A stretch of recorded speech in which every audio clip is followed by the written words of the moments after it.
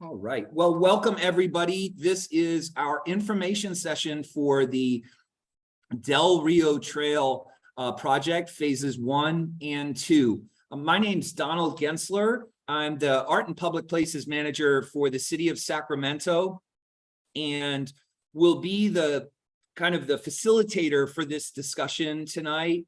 As I said to folks as they were coming in, we just decided to do just a very simple gallery style. So we just ask that you do keep yourself muted, and then we have specific times for questions, and at that point you can use the raise your hand function. I'll kind of select you and have you ask your question. And I would love for you all to ask your questions as well. You can put them in the chat, but happy to field those as we move along.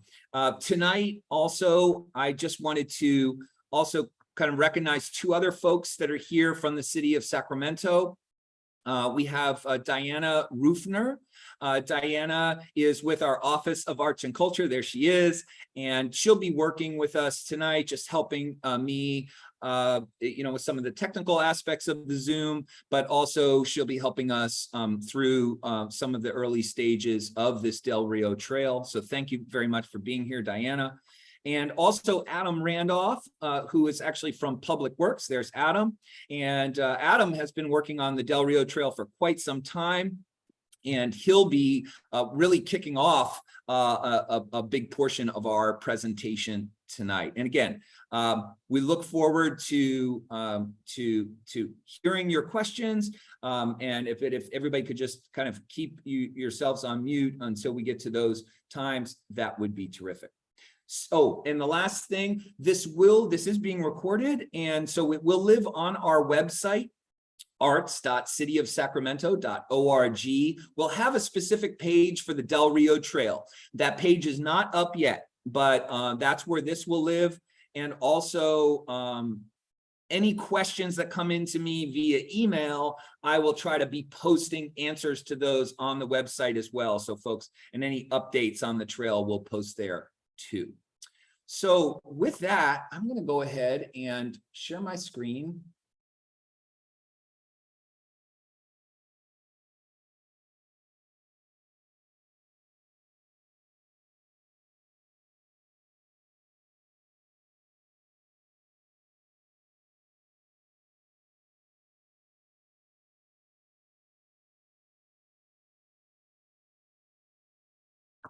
All right. Could somebody give me a thumbs up that you see that? All right, awesome. Thank you. So let's do full screen mode. Okay. So just a quick overview on our agenda tonight.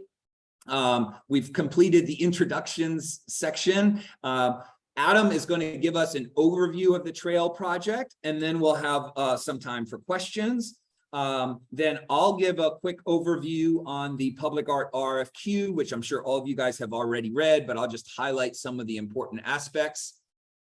We'll also have then time for questions. We'll do a quick overview of the scoring rubric, which is also included in the kind of information packet that you can access from the guidelines.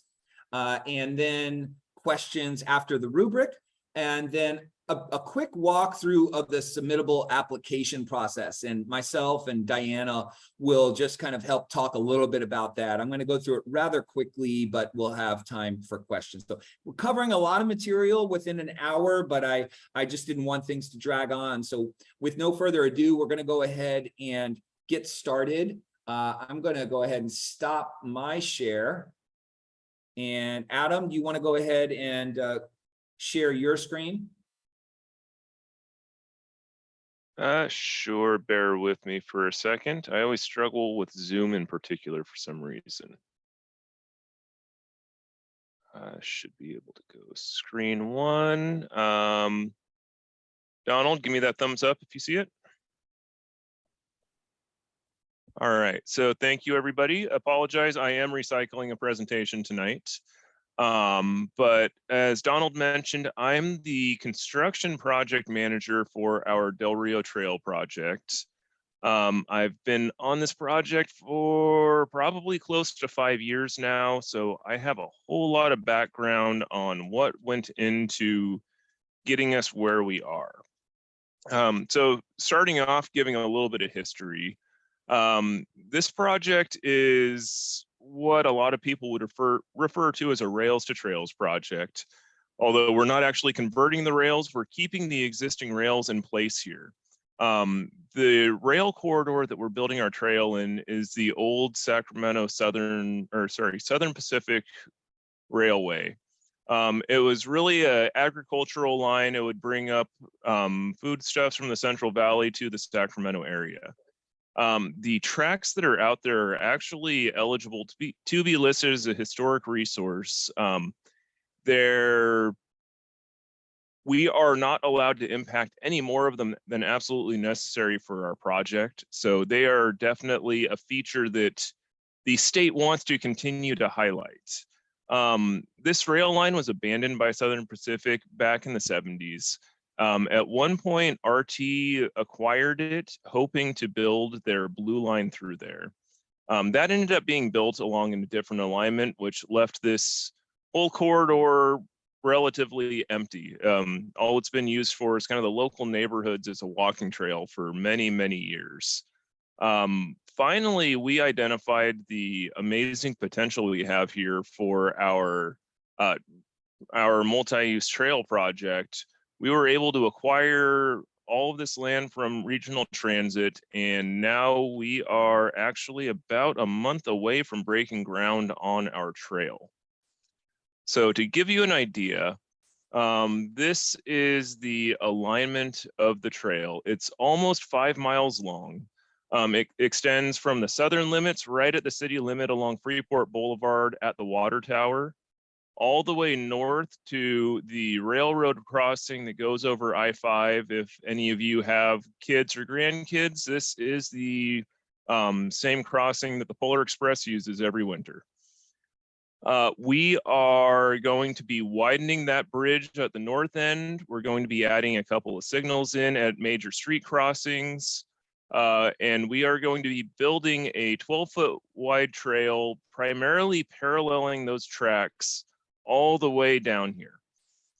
That's going to include touching multiple city parks and many, many city neighborhoods. You can get an idea from the shading on the map that we're actually hitting, I think, 4 or 5 different council districts.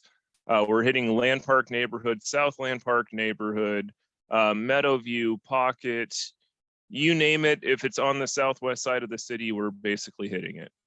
We're also going to be running right along the back of Zeeburg Park. We're running along the middle of Charlie Jensen Park, and we're just barely touching the outside of Land Park itself. You can actually see the giraffes from the trail on occasion. Overall, let's see, how accurate is this slide still? Begin construction in August. I missed that by a couple months. As I mentioned, we are going to be beginning construction in November. We're actually taking this to our city council for award in November. That construction is going to last approximately a year and a half. So November of 22 we start, we're going to be wrapping up probably around April of 24. There's going to be a lot of challenges in construction. We already went to council to approve a lot of tree removals that are going to be happening first thing. Along with tree removals, we'll have a lot of tree replanting that is going to be one of the last things that we do. We're going to be widening the bridge over I-5, which is going to be a massive challenge, massive coordination mess with Caltrans, and something that you guys can all happily not worry about. And then we are going to have just a very long project paving that trail all the way from I-5 at Sutterville Road down to almost the new Delta Shores development down Freeport. any other questions that come up, I'm going to be sticking around for a while. So if there's logistic questions after Donald finishes his presentation as far as what we can build where, I will do my best to help out with those as they happen. And Donald, I leave it back to you. Terrific. Thank you, Adam. If you could just stop the screen share. As soon as I find the magic button. Perfect. That's great.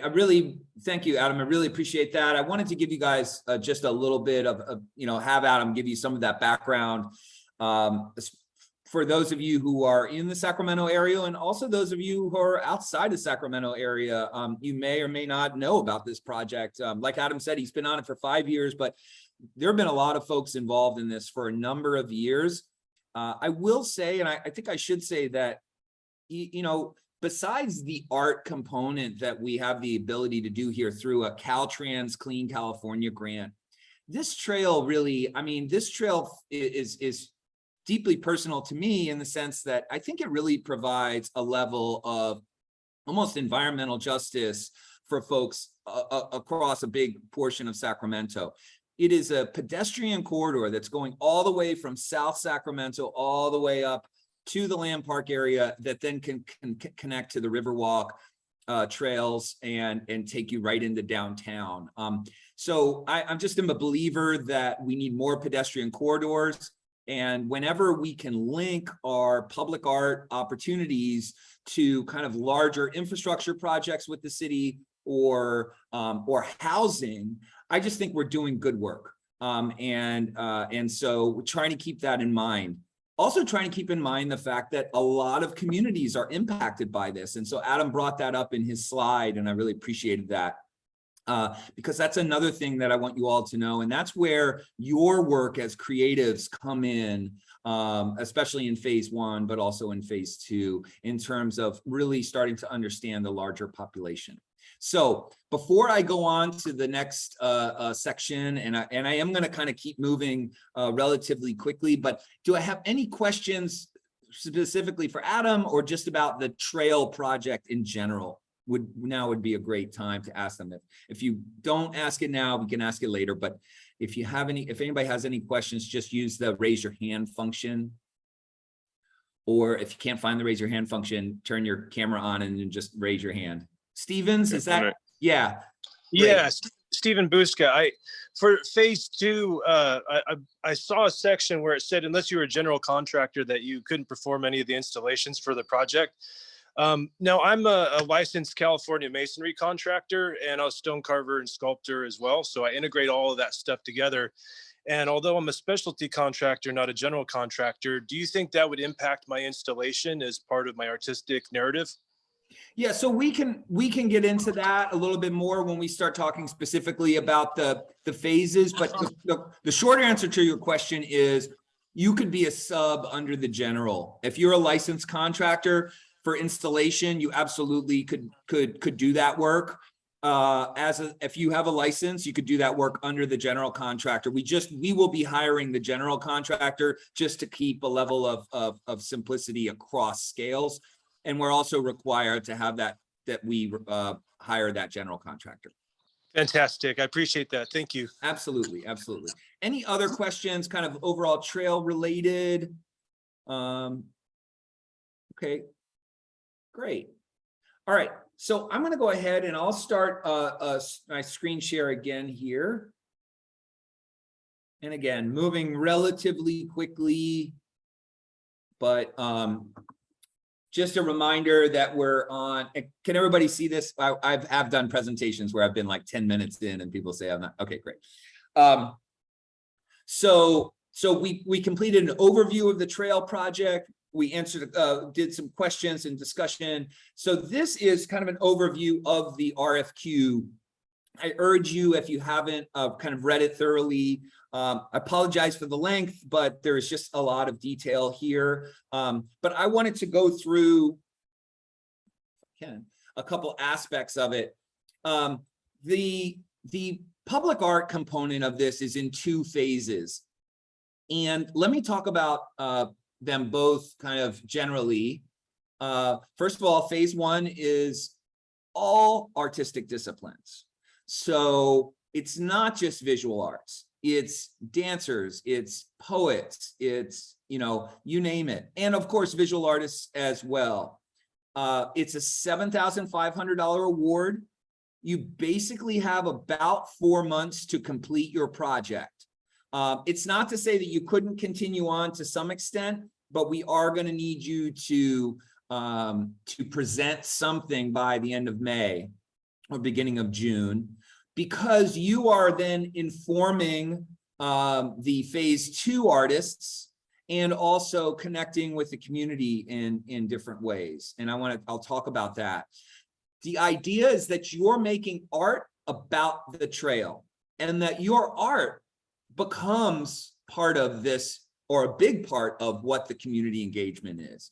And I kind of refer to it as community engagement through art making. And like I said, you would then present your work. We'll be creating a website. So each artist that is selected will have their own page on the website. So that's certainly one venue. And then we would just encourage you to look into other venues. Phase 2 is open to artists nationally. I have gotten a couple questions about international artists. I did want to, I can say openly that, you know, we're not discounting international artists. You can still apply, you can apply for it. I want you to recognize that costs associated with, you know, visas and things like that, that's really going to be all on you to figure out and to work into your budget. So we'll certainly be able to support, but it really will be your sole responsibility to make sure that you comply with any and all laws. Happy to talk with folks separately. The call is generally just going out nationally for phase 2 artists, though. You'll be making, the phase 2 artists will be making permanent public art sculpture. And the first component is a wayfinding. We've broken the trail into about 5 sections, and there's still a little flexibility there. And each artist would have $220,000 for their section. And then we're just asking that you do art in some kind of multiple along the trail for that amount of money that would help guide people along the trail. It's using art instead of signs to help with wayfinding. The second part of phase 2 is our gathering spaces.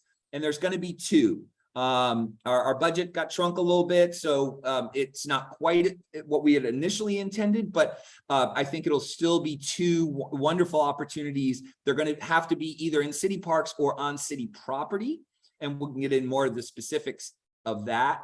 But those are more sculptures. They could be more kind of landscape work, areas that might bring people together. Or just bring people to kind of look at the artwork in some way, experiential work. So, but they do need to be permanent public art. So again, phase 1, I did already cover it a bit, but we'll be organizing some initial meetings. I've already been working with some community leaders and thinking about how we would do this, but we would organize a few meetings to get things started once the 20 phase 1 artists are selected. And then you would come to those meetings, both phase 1 artists and phase 2 artists, just to start to meet people and start to, and certainly some phase 2 artists will probably not be from the area, maybe, but may also not be. So it'll just kind of depend on what you're able to do. But certainly interacting with folks, having kind of discussions about history, we'll try to set some things up to engage conversation. Again, trying to think about this in a slightly different way in terms of engagement. So that's a little bit more traditional meeting. But then what my hope is that you as artists might propose projects where you engage the community in your own project. Or your engagement might simply be the presentation of your work after it's complete. So for example, a poet may spend the time doing, gathering ideas, creating some kind of little booklet or posting it on the website, and then their engagement people to react to that work.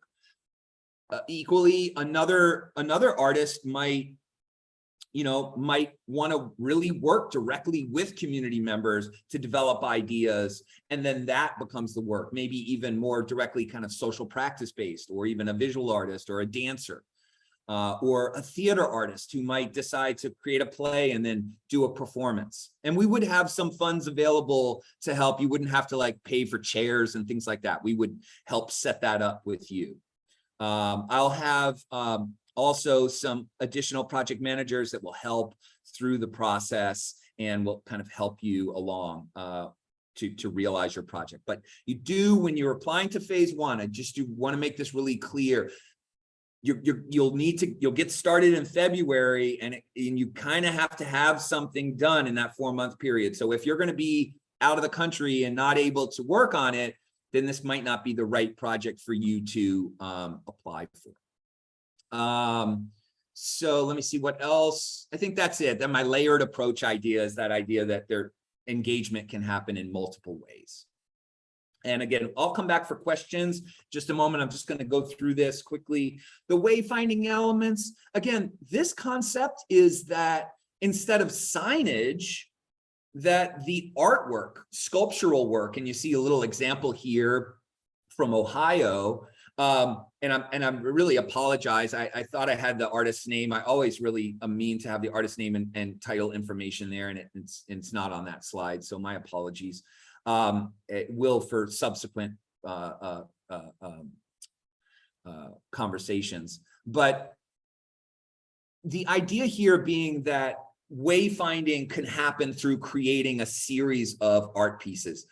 At their simplest, they could just literally be art on kind of sign poles that is in some way there, and that would be acceptable, or just many kind of creative ways that you might consider creating this work that would guide people through the trail. So that is kind of one of the phase two. And then the second one is the gathering spaces, which is just a little larger piece at one location. Could be a sculpture, could be a kind of monolithic sculpture, could be spaces as you see here from this Chicago Parks project. It would need to be permanent though. And we could always talk about permanent materials and temporary materials.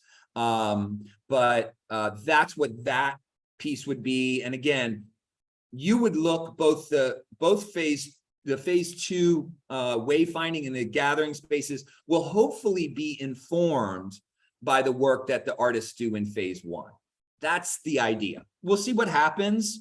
At its very least, the artists in phase one are just going to be commissioned to make work about the Del Rio Trail.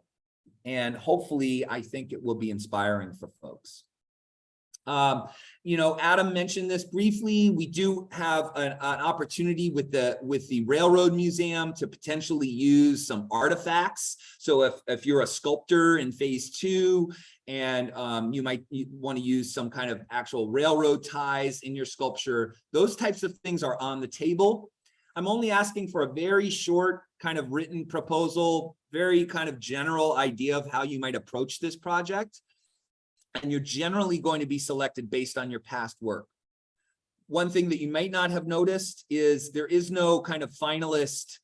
You're not going to be given a design award to come up with a design. The artists are going to be selected and then everybody's on board. So we are really looking at your past work. So please take time to present your slides or your images in a way that give us a clear idea of your abilities. And of course, you want to think about the panel looking at these slides, and thinking about what could they do for this trail project. I mean, when you're thinking about what work to show. But I think this could be a really exciting component, certainly not required. Don't feel like you have to use artifacts, but it's a potential option to think about. We're not going to get into the rubric just yet. I want to stop and give a moment. It's 6 o'clock right now, so we started a little bit late, but I just want to give a moment for questions just regarding the format of this, because I know there's a lot of different parts and phases and this and that, and I just don't want it to be too overly complicated for folks. So I see Justina has a question. Justina? I actually have a couple of questions.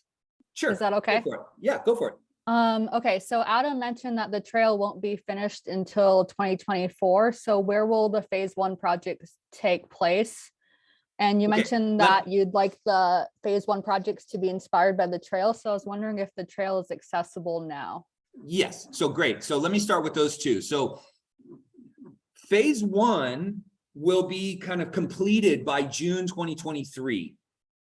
Because remember, the idea in phase one is that you're being paid as an artist to basically inspire both the community and be inspired by the communities along this trail, but also to inspire the phase two artists through your art, right? So through your conversations, that work inspires them. So in terms of the work, it will be shown through May or June 2023. If some of it needs to go on a little bit longer, there's a possibility for that, but it will live on the website. And then also, you know, if you had a performance, then you will have had that performance, and anybody that went there had that experience. So it wouldn't actually be on the trail. No, phase one. Now it could be, let's say you're a visual artist, let's say you're a sculptor and you propose, and I'm just kind of making up stuff here, guys. Okay. I'm not saying I'm looking for this, but I'm just saying, let's say you propose to use some natural materials to create some kind of temporary sculptures. Those might temporarily be on the trail for like a week, and then you would document them. And you would work with our office in terms of how they're placed. But that's not on the trail. Beyond that, there is a possibility, Justina, for example, if like a musician was to create a score of music for the trail, which I'm really hoping for, that you know, we could create some kind of QR code, and that as people are traveling down that trail, they might be able to listen to that music, for example. But that would be kind of tied with the technology and the website. And so I think all that stuff is on the table, but I would want you all to really keep in mind that phase one is really about the engagement. And it can be the engagement in the way that you work with community, or it can be the engagement being, here's my work. This is what the trail kind of brought out in me, and here's what I created. And my hope is that inspires all of us, but especially those artists who are, you know, commissioned to work on phase two as well. So these community engagement activities would be happening at different venues throughout the Yes. city. Yes. So our office will create a few of them. And then my hope is that artists would kind of create some venues on their own, you know, that type of thing. But again, it's really across disciplines. I'm trying to keep it open. I don't want to be too prescriptive, which is funny because I have like a 3-page RFQ, but within that, my hope is that you have a ton of freedom to just make art about this trail. And when I say make art about the trail, it's about the environmental conditions. It could be about, you know, your experience in the trail. It could be about some of the history. It could be about some marginalized kind of communities or people in that area. It could be about whatever. It could be about the train system. Okay, I hope that was responsive. I think those are excellent questions. Thank you very And much. can I add one thing on there real quick? Yes, Just please. Yes. or access to the trail right now. I good. can tell you that for the next month, it will be completely open. No part of the trail is actually locked off, although by no means is all of it easily accessible. But especially if you want kind of the easier places to go, there's multiple parks along the trail that I would encourage you, those are probably going to remain open for the vast majority of construction. So those options are out there to visit, and really you could walk the entire thing right now. Okay, Once cool. our contractor begins work, there will be sections of the trail closed at different times depending on what work is being completed. Our project website will hopefully have all of that information on there. Awesome. Thank you. Perfect. Thank you for that, Adam. Completely forgot that. Justina, you asked me that. And I do encourage you all, you can, there are, like Adam said, you can go down there now. People use it to walk their dog. I mean, it's a long area of trail, almost 5 miles of trail. But yeah, I encourage you to go down there and kind of experience some of it. Yuli? Hey, Donald. Hi. My question is about the community engagement piece. Like, is there, it doesn't seem that there's like a minimum number of engagement, and then that's a really wide kind of range in terms of there's many communities living throughout. Like, can we hyper focus on one community? Are we expected to invite everybody? What's that? No, you absolutely, I think, should focus. So again, the art is the community engagement. Your art is the community engagement. If you want to engage with people and have a meeting where you would kind of take them through a project, kind of like we did with the community murals thing, like, you're welcome to do that. You can engage people and create work out of that process, or not. You know, you could just go there, experience the work, experience the trail in some way that's meaningful to you as an artist, and then present that work that you made, and then invite the community to see your art as part of the engagement. And the hope is that by making that work, the community will be engaged simply by the kind of artistic practice that you bring to the table. Now, certainly there's 20 artists. I would hope that some people would create some kind of engagement events where maybe people would come out on a Saturday and do something with you that would inform you as an artist. But I also entirely expect some artists to, make the work that maybe has a kind of personal resonance or some kind of larger resonance for them, that then they present the work, and then that presentation becomes the opportunity for engagement with the community. Does that make sense? Mm-hmm. Cool. Yeah, So just trying to change up a little bit about how we think about community engagement. I think there's really no one right way to do it. And so I just want to be totally open to that and allow you guys to be open to that. So I'm going to go Kate Hayes and then Janine.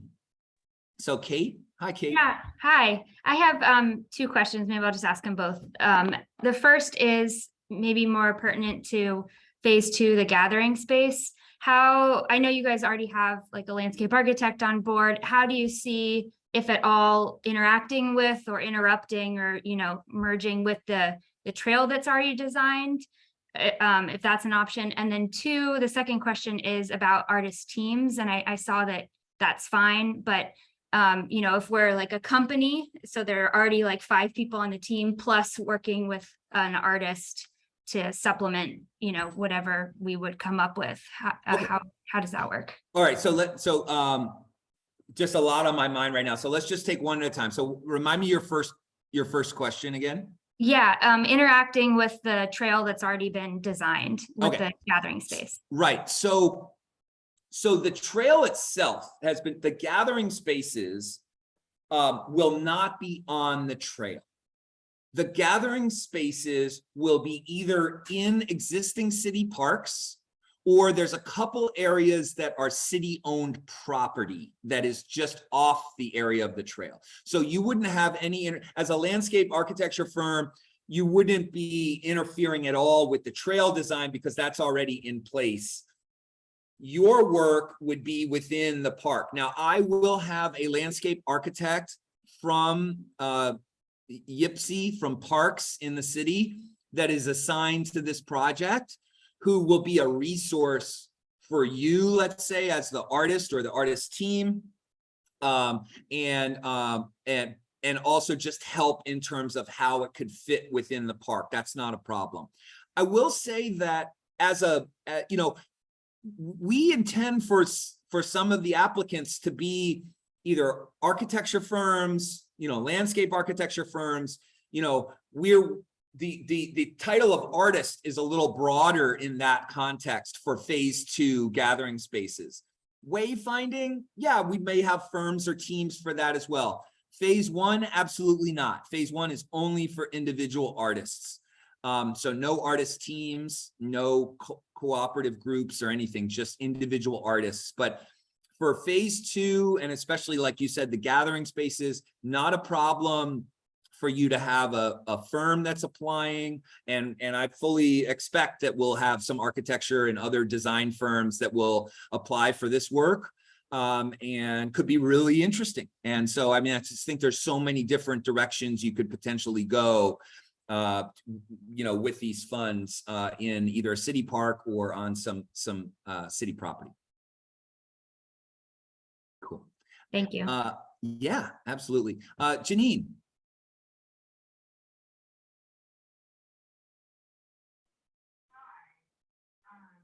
Hey, Janine. Hey, your sound is down a little bit. I'm not sure why. Maybe you could just get a little bit closer. How are you?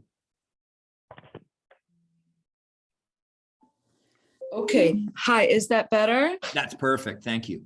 Okay, hi, it's a quick question. So the trail is walkable, what's up there right now? Is it bike rideable? Bike? Adam? Very short stretches are, and depending on what type of bike you have. Right. So, and I'm going to speak very broadly because without a map, I can't do a whole lot more. I think Donald had a fun drive with me where we didn't quite get stuck in the mud out there. If I We remember almost right. got stuck in the mud, honestly. There's the trail. probably about 2 miles of trail. Well, there's probably about 3.5 miles of trail that are pretty easily walkable. I'd say about half of that is pretty easily bike rideable. There's portions of the trail that if you put on your hiking boots, you can walk it if you really want to, but I don't recommend it that much right now. And there's portions that are borderline inaccessible without walking on top of active train tracks. So we have kind of a mixed bag. Okay. And if you go out there, Janine, like if you go, like the easiest area for me to just point you to is like Sutterville Road, where it's just like right next to the zoo where you can gain access. You'll see people like walking dogs and stuff like that. Like it's a very used area, especially in that portion of Southland Park. But like Adam said, there's certain sections that you won't be able to access at this stage. But I would say, you know, I will be posting in the information packet area that you can find on the guidelines. I'm going to post actually a bunch of different maps there. That's one thing I realized that we didn't have a ton of. And so we're going to post some maps there so you can kind of see a little bit better. But I would just say kind of go down there. If you're, you know, in Sacramento, you should kind of go down and explore and just kind of get a sense of what this thing is if you weren't aware of it before. And for quick reference, I'd say Southland Park to Southland Park Drive, which there's a LeBou right there for easy reference. It's a little restaurant in a shopping complex. That's that's kind of the beginning of the easily accessible part on the north side. And Charlie Jensen Park is probably the end of the easily accessible points on the south side. Perfect. All right, Thank you. terrific. Well, I'm going to keep us going here and we'll have another opportunity for questions as well. I wanted to dive into the rubric real quick. So I will, this may take, let's take a little bit here because I brought the rubric. So just quickly, okay. I'm assuming everybody can see this. So the rubric is kind of broken down. This is what the panelists will use to kind of score each of you and to determine, you know, there'll be one panel for phase one, there'll be another panel for phase two. We're still kind of gathering our panelists together. There are going to be some local and some national, you know, professionals in these fields, and they will be asked score each of you for whichever phase you're applying for, or if you're applying for both, you'll have one panel score you for phase one panel score you for phase two. Of course, we try to encourage panelists to be as objective as possible, looking at you and in relationship to the scoring rubric.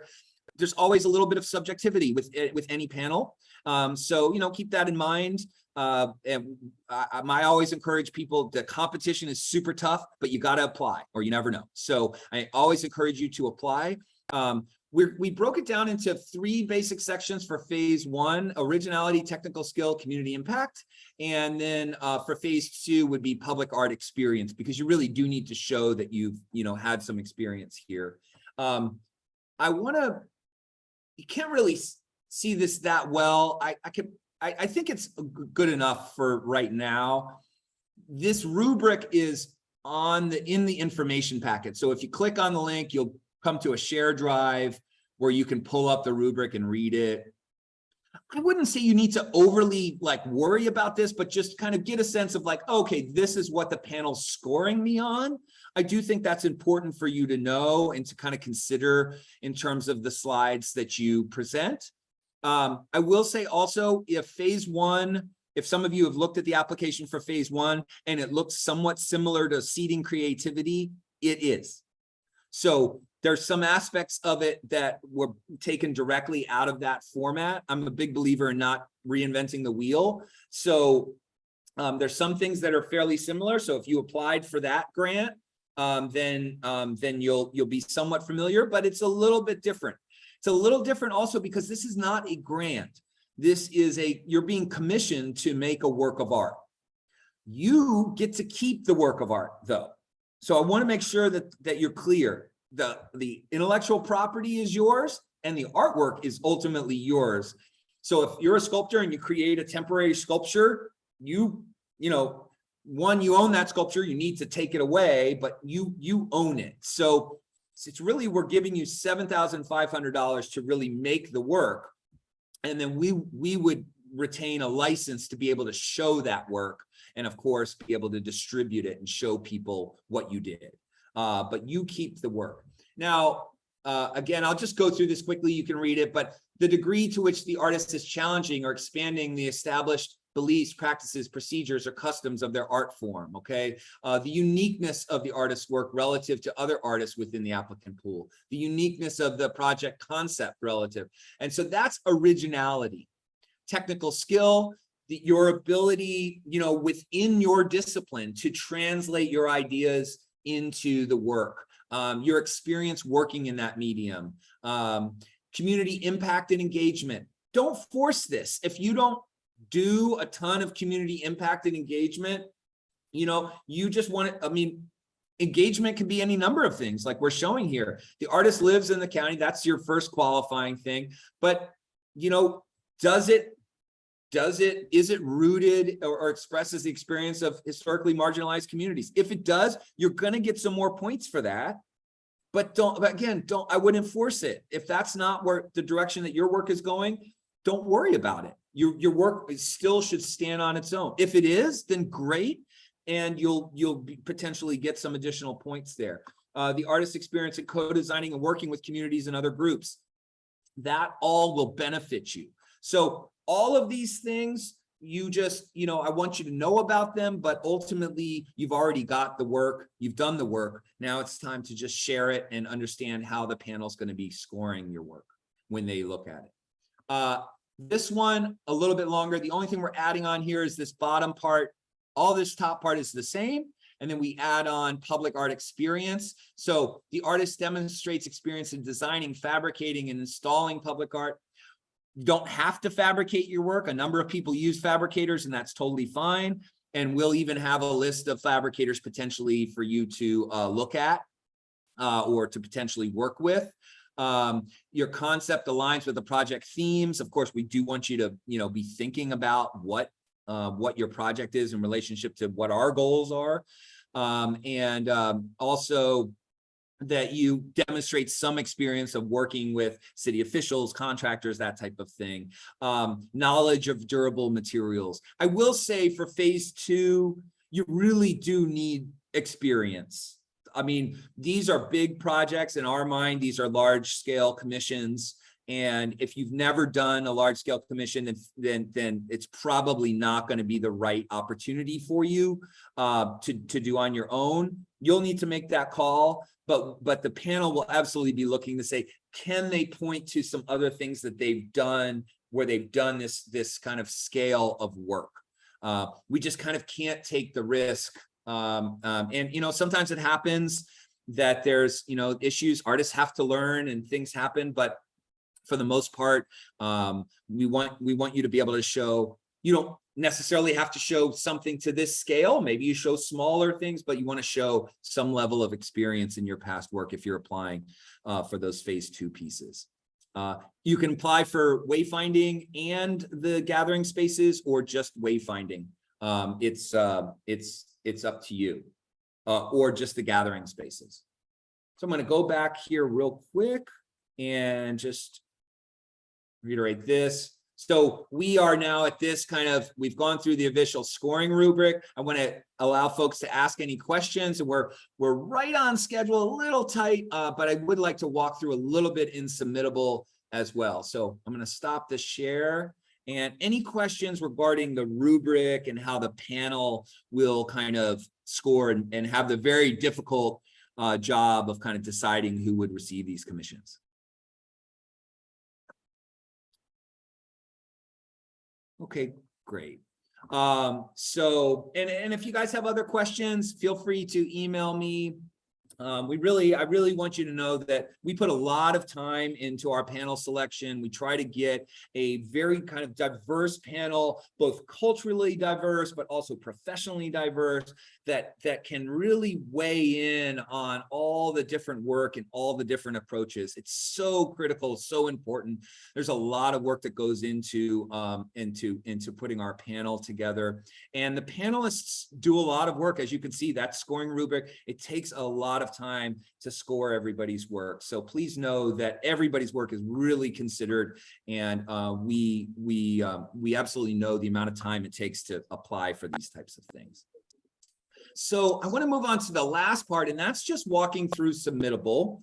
I just have a little issue here.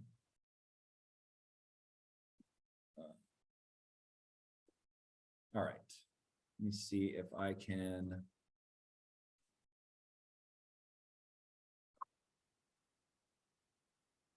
All right, I'm going to try to just pull that up, and let's see if I can screen share that.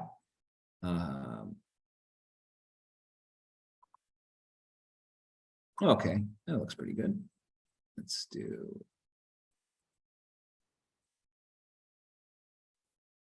This. Okay, so, all right, I'm assuming everybody can see this. If you can't, if you don't see anything, please somebody say something. But when you click on the link, you will be taken to, not exactly there, you'll be taken to this. Ignore the new project thing, that's something that I'm seeing. But you'll be taken to this. We also have a Sacramento Film and Media grant out. So encourage any of you who are in film and media to apply for that. You'll take into one of these. You can click on the guidelines, as you all know, to read through the guidelines directly. And this is like the information packet here that we were discussing, and gives you, again, a lot of detail. I just really encourage you to take the time and read through the guidelines so that you fully understand the project. Once you do that, you can, you then click on this, takes you down. Now, one thing I want to say for some of you folks who, if you haven't used Submittable, you do have to kind of scroll through this each time. And then it'll ask you for your address, your, you know, all this kind of information. You put that in, save address, and continue. And then again, I get questions sometimes. People say, you know, I saved and then it didn't do anything. You literally have to scroll all the way down again. So it may be the way that I'm designing these things, but just if you could just remember, scroll all the way down. You add in your contact information. This is phase one. Very important that you give us your legal name. If you use another artist name or DBA, great, but we do need the legal name. Again, this is phase one. Address, this is all simple stuff, phone, email. Please put in the email that you really want to be connected with so that we can contact you. That's the way we'll be contacting you and the way Submittable will contact you. Primary discipline and secondary discipline. So we will, you are, if any of you, signed up for Seeding applied for Seeding Creativity, this is exactly the same. You just want to select your primary area, and then you can select a secondary area, but you don't have to. The pathway is really what you're going to do. Are you going to make something? Are you going to perform or do some kind of public presentation? Or is this specifically focused on social impact? It doesn't have to be, but certainly that's something that our office, is interested in. And if you do that type of work that focuses on social impact, then you should select that. If you cross over and you let's say you make art, but it has a social impact component to it, you make the choice. We'll understand where you're going in your project description. Those things are listed here as well. Primary address. I don't want anybody to be thrown off here. There's really no exact address. It is the trail, but you don't have to show your work on the trail. You could show it at a gallery space or at some other community space or other venue or at your house or at your studio or whatever. As long as, you work with us, let's say you were selected for the commission, you work with us to make sure that people know that they can come see your work there. And so if you have an idea of where you would show that work, we do want to get a sense of where you would show it. Certainly the website will always be available to you as well. We'll talk about that. The artistic statement, we do want you to use A, B, and C and respond to those generally. I know you all should probably have your artistic statement already set, but if you can kind of respond to those, that will be helpful for us for the panel. And then project concept, again, you're responding to these three kind of questions just to give us an idea of your concept. It's not to say that you can't evolve, but we want to have some sense of just where you would go with that. I will tell you the panel, and again, I'm not the one selecting, I'm not a kind of voting member of the panel, but the panel will really be looking at your past work. But the concept kind of helps them get a better idea of where you're going to go with this. And then resume, this should be just a kind of standard form resume. Show your work samples. We've given a number of different areas there: digital images, audio, PDF, YouTube link, and then work sample description. This is really important. I need a sheet, 1 page or 2 pages, telling us what we're looking at. And then demographic information. We just ask that you, consider filling that out. You certainly don't have to, but it really helps us to get a sense of who's applying for these things, so we can continue to improve in terms of our equity and our inclusion and our work with people across all different cultures and backgrounds. So that's that. And I'm going to just go back here. Phase 2, I'm going to just do this again really fast. I know we're kind of running out of time here. And forgive my quick scrolling here, but phase 2, just to show you guys this in case you haven't seen it already. Same kind of thing, but slightly different. Name, legal name, address, phone, all that's the same. Then you're going to list kind of what type of artist do you consider yourself to be. The artist statement is just whatever your standard artist statement is. Your resume is your resume. You can put your website on there. The panel will have a discretion to be able to take a look at that. In what categories do you present your work, project, and then your digital images, files, things like that. And then references. We're just asking that the references be on there. So in case you are selected, we would then call your references to just have a sense of how you've worked with them. These are professional references. You want to apply for wayfinding or gathering spaces. By the way, this was just my test thing. So you see like info here, don't pay attention to that. But if you don't select wayfinding, then it doesn't come up. If you do, then it does.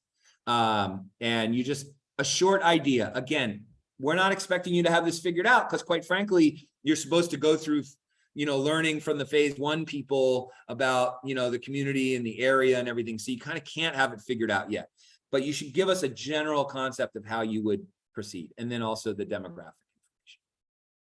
Okay, sorry that was so fast, but I just wanted to make sure to get through that. Any questions on the submittable application process and what that looks like? Justina, yes. Just one quick question under primary discipline. I was wondering if you have one, so say my primary discipline is painting, but say I wanted to do like a podcast for my submission. Would I put in like my discipline as media, like new media? I couldn't remember what the list said, Yeah, but would I change that based on what I was choosing for my discipline for my proposal? yeah, I think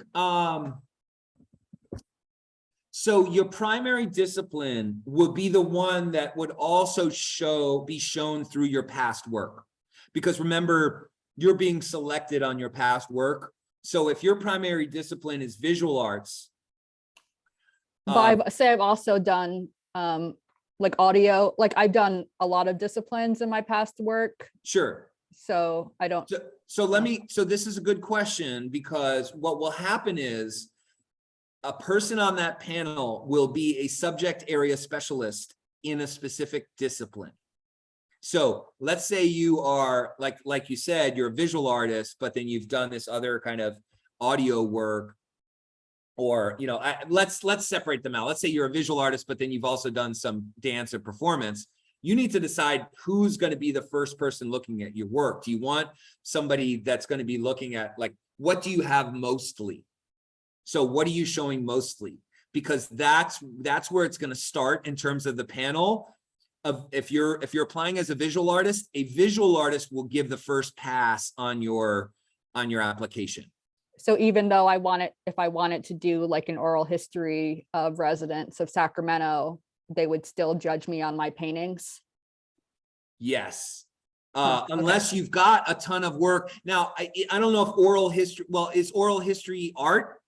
I mean, you have to kind of tell me like where's the art? Like, is it in the way you present it? Or is it in what you're doing? Well, it You would need be to like, think about how you I fit mean, this into is one of just those an idea categories. I've come up on the top of my head within the past few minutes, but I imagine like that could be a community engagement project, which is like gathering stories of, maybe people in the neighborhoods along the trail, like that would be the art, Absolutely. So make your case. If you have, let me just pull up real quick those areas. I don't have all those kind of those discipline list kind of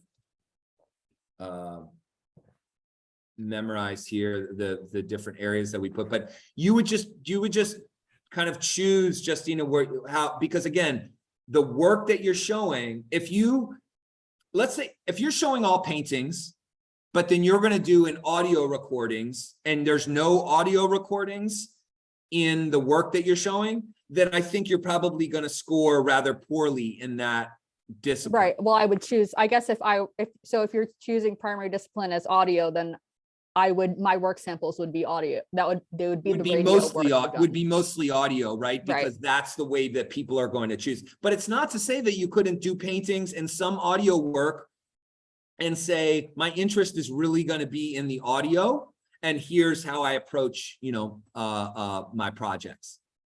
So I think it's a good question. You do cross-disciplinary stuff. It can be challenging.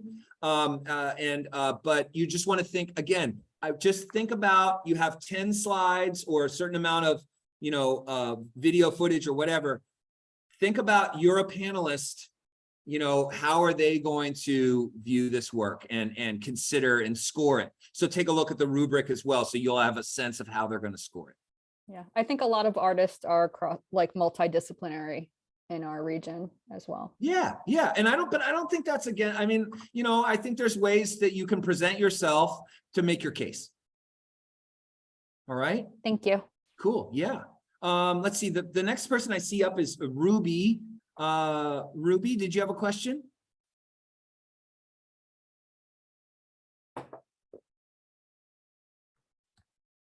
Ruby, you're on mute, so maybe you just need to unmute yourself and then ask your question. Or Can you hear me? yes, now I can hear you. Okay, I'm doing this on my phone, so I wasn't sure what's showing up. So I don't know if I'm remembering this correctly, but I believe in the RFQ or information packet mentioned applying twice if you're applying for both the wayfinding and placemaking. Is that and then on the application, when you showed us there's the 2 check boxes, is it sufficient to check both of those, or should we submit 2 separate applications with 1 box checked? What does that look like in the end? Okay, so yeah, so if you're applying for phase 1, you have to fill out the phase 1 application in its entirety. Okay, So that's separate, and it's got a whole separate link to it. If you're applying for phase 2, you need to fill out the phase 2 in its entirety. But there's a checkbox where if you are applying for wayfinding, you check wayfinding, and then you'll give your project description. And if you're applying for gathering spaces, you check gathering spaces and give your description. If you're applying for both, you'll give your description on both. But Okay. you only apply in phase 2 once. You'll only be able to apply once. So I hope that's responsive to your question. Phase 1 is 1 application. Phase 2 is a second application. Does that make sense? perfect. It does. Yeah, thank you. Okay, awesome. And just remember, just a reminder, there's some differences in qualifications. And just so you all know, these things will be kind of pre-reviewed just for your qualifications. So phase 1, if you don't show residence, and you really don't try to kind of twist this like, oh, I'm like gonna put my like grandma's, it really needs to be your residence in Sacramento County, then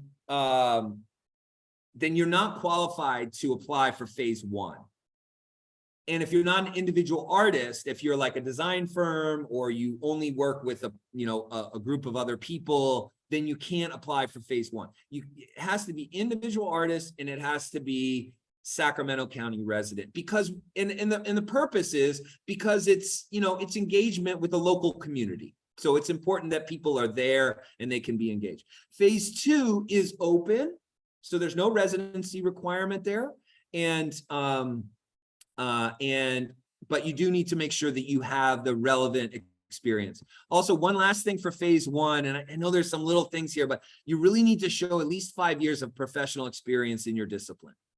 And really that, it's not to say that we don't want to fund artists who are just getting started, but we just have a certain amount of funds. And for this particular project, we are focusing on artists who have at least 5 years of professional experience. So you just show that through your resume that you've been actively showing or engaged in your professional work for 5 years or more. Okay. Any other questions? I think we're just a hair over time. All right, well, thank you all so much. I'm going to stay on just a little bit after I turn off the recording, but I just deeply appreciate all of you spending your time here. I hope that you found this information session helpful. My email address is available in the guidelines, so please don't hesitate to email me, or call, but probably email is best. And I encourage you all to apply. I hope that you enjoy the process, and really looking forward to seeing your work and your applications for this really, I think, just incredible project in Sacramento. Thank you to Adam, and thank you to Diana for joining me and helping me through this presentation today. And again, this is the Office of Arts and Culture information session for the Del Rio Trail. Thank you all very much.